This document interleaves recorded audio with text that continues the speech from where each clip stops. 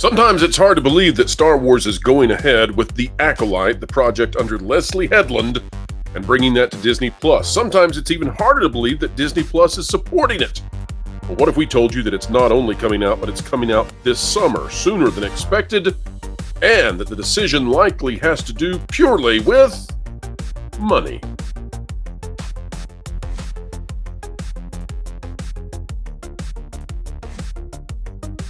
Hello, ladies and gentlemen. Welcome back to the Pro Channel. As always, a joy and an honor to have you here with us. We are here to explain entertainment, keep you ahead of the culture curve. We enjoy doing so, and to the mainstream media, we present to you an exemplar of absolutely unfiltered excellence right here on the Pro Channel. Joining us, Lauren Connor of ThatParkPlace.com. Lauren, welcome back. Thank you, sir. Lauren, I know you are exceedingly ready for The Acolyte. You just can't wait for it, so much so that, never mind, you're not getting another Disney Plus subscription. I'll never trick you into that. Let's get into it. This out of the Bespin Bulletin from a few days ago. We've been looking into this. We've got some additional stuff we want to add to it, but we want to give all credit for the scoop that they have there. So here we go. Star Wars The Acolyte reportedly releasing June 5th, 2024, and I suppose that does indeed make it a sizzle reel, only for the fact that it is hot in the month of June. According to a new report from Collider, the upcoming Disney Plus live-action Star Wars series The Acolyte has set a tentative release date of June 5th, 2024, though Disney did not confirm nor deny the reported date when contacted by Collider. The report from Collider follows an exclusive report of the Bespin Bulletin from September, when it was revealed that the High Republic era series was looking to release in the summer of 2024. The report from that time also exclusively revealed that Skeleton Crew, a live-action Star Wars series from John Watts and Christopher Ford, had been delayed from fall 2023 to fall 2024. Now, folks, this is going to matter what's in the parentheses for the purposes of what we're talking about today. It says around November, and that Andor Season 2 had been delayed from the summer of 2024 to early 2025. Lauren, here's why this matters in terms of the month that Skeleton Crew will release. It has to do, Lauren, with this desperate need by Disney to hit that milestone accomplishment of Disney Plus showing a profit by the end, and folks, listen to this phrase, by the end of the fiscal year 2024. That, for Disney, ends at the end of September. So as long as they push, Lauren, the Skeleton Crew series beyond that date, then they can limit the expenditure costs for Disney Plus and thereby, hopefully, show a profit for Disney Plus to investors. And they have to hit that mark at all costs. So then the question becomes, well, why didn't they delay The Acolyte? Surely The Acolyte, created by the former personal assistant to Harvey Weinstein, surely set in the High Republic, which has been an absolute failure of Star Wars, surely that is less popular, and that will drive less viewership, and that will drive less ratings, and that will drive less ad revenue. Surely Skeleton Crew was the better option, starring a bunch of kids. It's Goonies in space, right?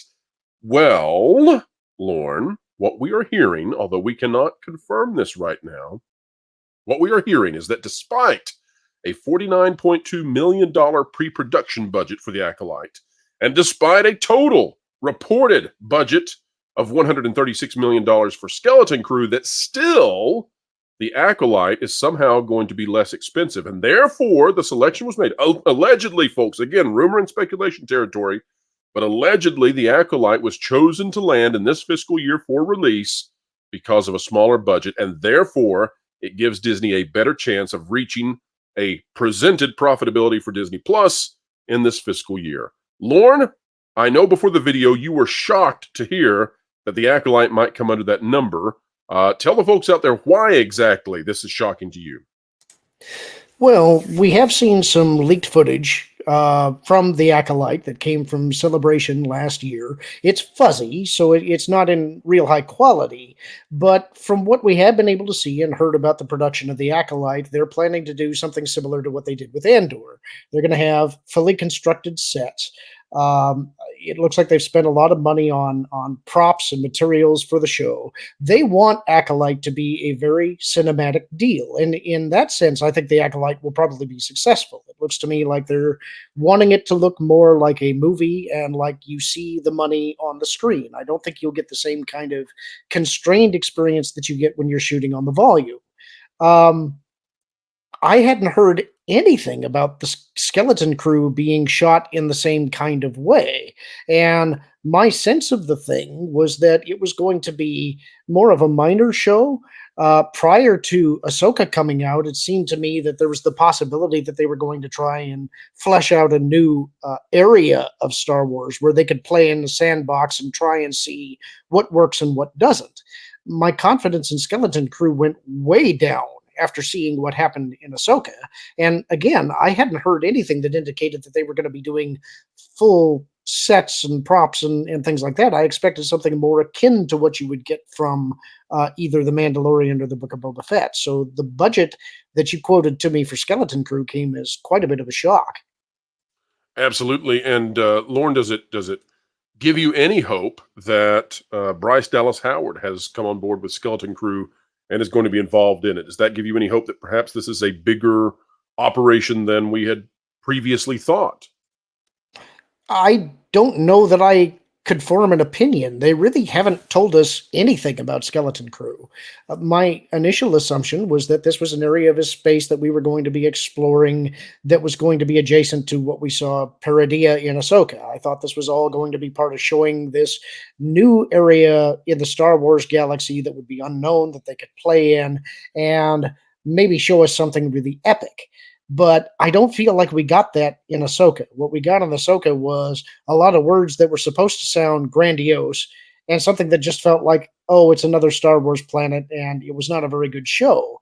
So, taking nothing away from Bryce Dallas Howard, I think she's extremely talented, and I would hope that she can bring some magic to this production. But they haven't told us anything about it. I don't really know what to expect from Skeleton Crew. I know that they pitched it as Star Wars Goonies in space. I've always felt that there's probably more to it than that. I sort of felt that maybe they would try and spring some kind of surprise in that show. But as I was saying before we began recording, after Ahsoka, I feel like the Star Wars house has burned down. The fire has burned out. I don't know that you can spring a surprise in something like Skeleton Crew. It feels more like the arsonist returning to the scene of the crime after the fire has been put out and trying to light a fire again. And there's no fuel left. I don't know what you do with this thing. Well said. Now, I want to just show folks, if you so desire to go back and find where we believe the budget was relayed on Skeleton Crew, you're going to have to go back to the Hollywood Reporter. We've got the link down in the video description if you want to read this article. We're not going to do so right now. But I do want to show you this, Lauren, and that is that in terms of the Acolyte and where the budget might be and what kind of expenses they're spending, I'm not trying to be disparaging, but this might give us some indication of what they're willing to do. So this again out of Bespin Bulletin, and this again a couple of days ago. Get Out and Nope composer Michael Abels to score Star Wars The Acolyte. According to a new report from Collider, apparently they're good buddies, Michael Abels, the composer behind the 3 feature films directed by Jordan Peele, Get Out, Us, and Nope, has scored the upcoming live-action Star Wars series The Acolyte. Now, to my understanding, none of those films by Jordan Peele have been very successful, and Jordan Peele has a very interesting take on how he wishes to interact with people of different immutable differences and their opportunities to be on screen. And Michael Abels composed all 3 of those. I don't get the feeling, though, that Michael Abels is well-versed in sci-fi composing. Maybe he has a trick up his sleeve. But this also feels to me like another example of maybe how do I put this, Lauren? A hire for a specific reason, and also Abels might not be the most expensive composer to grab at this point. And so there may be very significant efforts to constrain the budget. I also think it's fascinating that if The Acolyte is going to release this summer in June, that we're almost in March at this point. Thank goodness it's a leap year for Disney. They need every day they can get, but we're almost in March. You're going to compose this now? I mean, you're pushing it, and everything seems to be a rush. This again, I don't know, Lauren, if you were able to catch the video from last night on the Mandalorian. The movie, and apparently Pedro Pascal is still not signed, but everything feels chaotic to me from Kathleen Kennedy. The only thing that doesn't feel chaotic is the idea that Disney, with their actuaries, may have looked at this and said, you know what, we're going to put the Acolyte out this summer. We don't care where it is. We don't care if it's finished. We don't care if Skeleton Crew is better. Acolyte's going out this summer because it's cheaper, and we've got to show that we made at least 1 penny in profit for Disney Plus, darn it. So, Lauren, do you have any hope hearing these sorts of things about the Acolyte? I mean, listen, of all the properties that Star Wars possibly has, I have the least amount of hope, and that is really saying something. I have the least amount of hope for the Acolyte to be anything good at all. In fact, I cringe to think that I have to review it. Lauren, give me some hope, any hope. Well, there's a bunch to tackle here in what you just threw at me, and I think I'm going to try and tackle it 2 different ways. I'm going to do it on one way with my fan hat on, and one way with my fan hat off. So, starting as a fan, no, I don't think the Acolyte is going to resurrect the fortunes of Star Wars in any kind of way. I think the High Republic era has been a disaster. I don't think the show is going to help that in any way. And I think a real danger here is that it stands to now tarnish the prequels, because it's going to be leading into that. It's 100 years before Episode 1, and I suspect there's probably a time jump. So I don't think it's going to help Star Wars flagging fortunes. But if I'm looking at this as a non-fan, I think The Acolyte is going to be a good-looking show. I think they really want it to be cinematic. They want it to be an event. I wouldn't judge the show based on something like the composer, largely because there's been all kinds of composers that have done Star Wars music that have surprised me. Take Kevin Kiner, for instance, who did the Clone Wars and Rebels and a lot of the animated stuff. The man is a genius musically and sounds great, but he could also be pigeonholed as, he's an animated composer. He's not a serious composer. And I don't think the fans would agree with that. I think you've had some game composers that have done excellent work. So I'm not familiar with Abel's work. I haven't seen any of the movies of Jordan Peele, and so I can't really comment on what his musical style is. But nobody's ever told you before either, Lauren, that you've got to listen to that soundtrack for those movies, have they? Well, no, but I mean, it's not a conversation that I get into just casually. I know. I'm just saying there's not a single, I'll guarantee you, of every person who watches this video, be it 10,000, be it 50,000, whatever the number winds up being, I bet there's not a single person who can whistle a tune from any of those movies. And that's, But also on the production side, you were talking about how it's getting close to release, and that's true. But you also have to cut the music to match the visuals when everything's edited. And that happens right up until release for movies and TV shows anyway. So I don't see that as necessarily being unusual.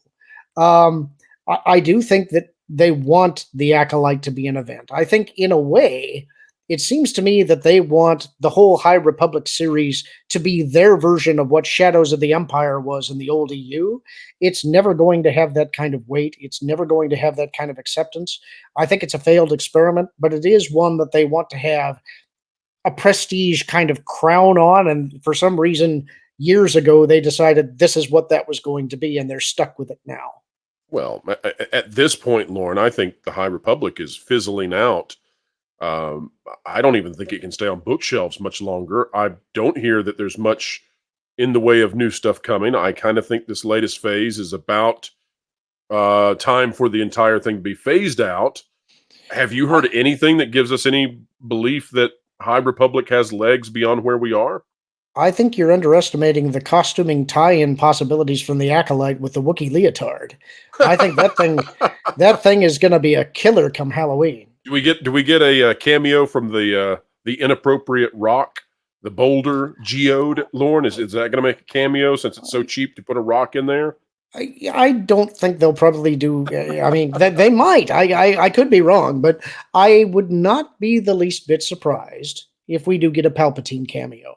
It's supposed to be not another one.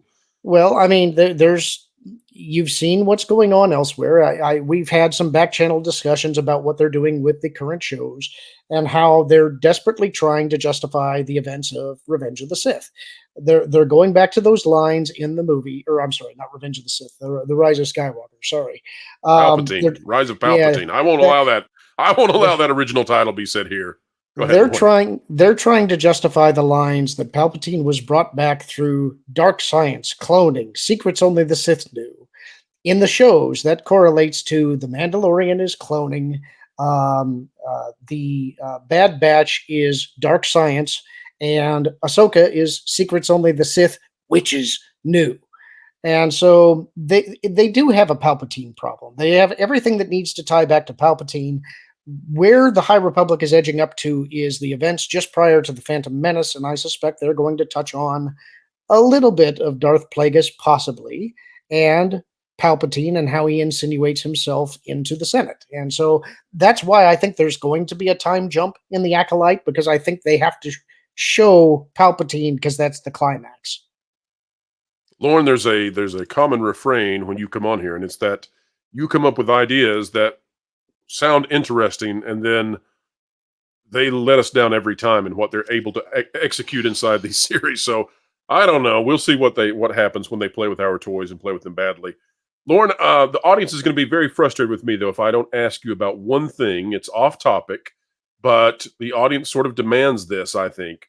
And that is, while I've got you on the program, we reported yesterday evening that the Mandalorian movie looks to have been delayed until 2026. Now, that's going to push Grogu merchandising, even farther out, and it's looking less and less likely that a season 4 is going to happen for Disney Plus, simply because of production schedules. So, Lauren, what kind of damage do you think it does to Star Wars if we have the Acolyte and Skeleton Crew, but we don't have a next season of Mandalorian, and the Mandalorian movie gets pushed back, which then you would think also would cascade and cause Rey to be pushed back and all this other stuff? Or maybe honestly, and you tell me if I'm wrong, I'm being a bit facetious, but not really. Maybe it's good for Star Wars that they can't make anything still. I'm in such a darkly cynical place with Star Wars now that I don't know that I can give you an answer. I gave up on The Mandalorian after season 3. It's like, for me, The Mandalorian season 3 doesn't exist. It ended at season 2, and that's what I'm sticking with. Lizzo finally killed your love of Star Wars, is what you were saying. Was it the Lizzo episode where you finally gave up all hope? No, but as a whole, it was just a disaster and a letdown, and I don't see how you can fix it. It's the same problem as so much of the other Star Wars stuff. See, I think I made it, Lauren. I think I made it to Ahsoka. Now, I'm not saying that I thought that Star Wars, that the people who run it were good. But I'm telling you, after I saw Ahsoka, I said, these people don't have, even if we were to give them the script, they couldn't do anything with it. They don't know at all what they're doing. That's where I lost all hope, was Ahsoka. Part of the heartbreaking thing about Disney Star Wars is that I do think that there are scenes and ideas that are good, that could be good if they were surrounded by quality and if they had some actual framework around it. But most of the time, it literally does feel like they're just throwing spaghetti at the wall, and they're also contradicting themselves. I think one of the worst things that they have done, Bad Batch, Tales of the Jedi, a bunch of their different projects, Ahsoka itself, they contradict prior material that they've already produced, whether that be comic books, whether that be novels, whether it be other shows. And it's a laziness thing. It's one of those things where a creator decides, well, I want to play with this toy and I want to do it this way, and the audience will just accept it because really none of this really matters at all. Pick your own continuity. Well, Lauren, when you think about it, though, when they try to introduce their own new toys, we get rainbow-colored Vespas trying to save the day with Boba Fett. It's like, well, never mind to that. You guys, you clearly, you love Rainbow Bright. You don't love Star Wars. These are the wrong toys you've brought to the party. Well, what I get out of it is that they want the audience to consume as much as possible, and they also want the audience to be able to pick and choose and decide what they want, so it justifies them doing whatever they want. And I think that undermines the integrity of your entire universe. What you have taught me as a consumer now is that even though your justification for eliminating the EU was that all of the new material was going to be equally valid, you've ignored it and disproven that so many times. Why would I ever give you any money for any spin-off material? The comics don't matter. The novels don't matter. The games don't matter. They only matter when you want my money. And then when you decide when you want to do something later, you throw it out. So if you don't care, why should I? And to piggyback off that, I don't think the viewership matters for the Acolyte. It just matters that it costs less, apparently, than Skeleton Crew, and therefore can allegedly prove that Disney Plus made a profit somehow, some way. But Lauren, I don't want to leave on a dire note, because you have been involved in something behind the scenes with member-exclusive content with LW Ghost and Tommy Tables, which has absolutely enthralled our members, and that is the Genre Guys. And so, Lauren, there's something new we're going to be doing in the future, and so I'd like to go ahead and announce that for the very first time here on the channel.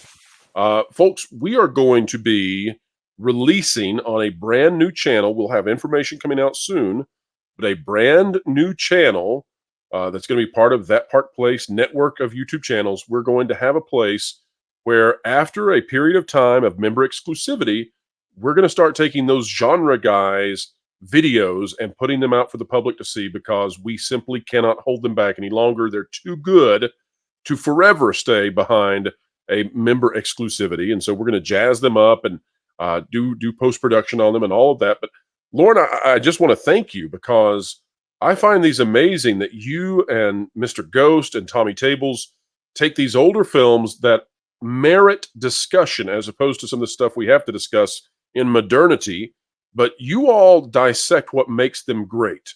And that is a wonderful discussion. Can you tell the folks out there what has been your favorite Genre Guys movie topic so far?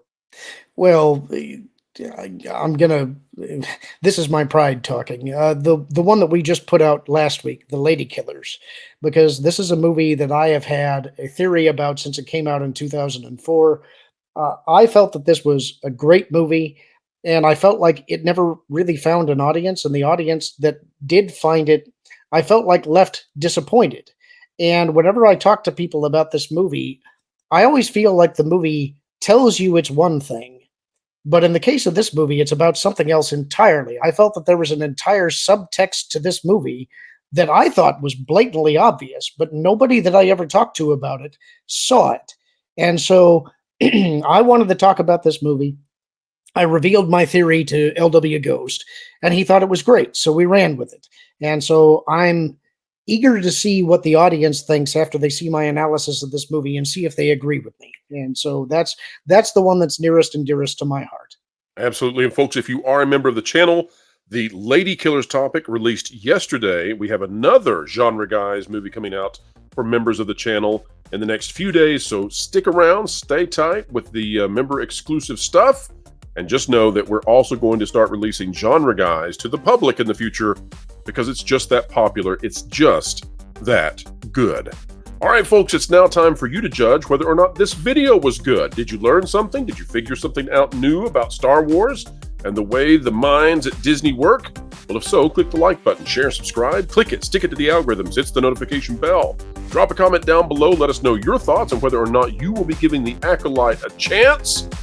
And folks, if you're not yet a member of the Patreon, not the Patriarchy, the Patreon, it is www.patreon.com/WDWPro, where we talk about stuff that's just a wee bit too spicy for YouTube. Folks, wherever you are and whatever you're doing, keep learning, keep growing, and as always, keep having fun. Do you think I should go and double down on a proxy war with Nelson Peltz? Oh, absolutely. Just make a trashy video promoting it. This is the company, after all. Done. That should work. Our investors have been totally ignorant and willing to throw us money regardless of what we do with it anyway. They totally have cause to sue us and for negligence and wasting money. But, they're pretty dumb. Oh, they probably live in Florida. And Texas.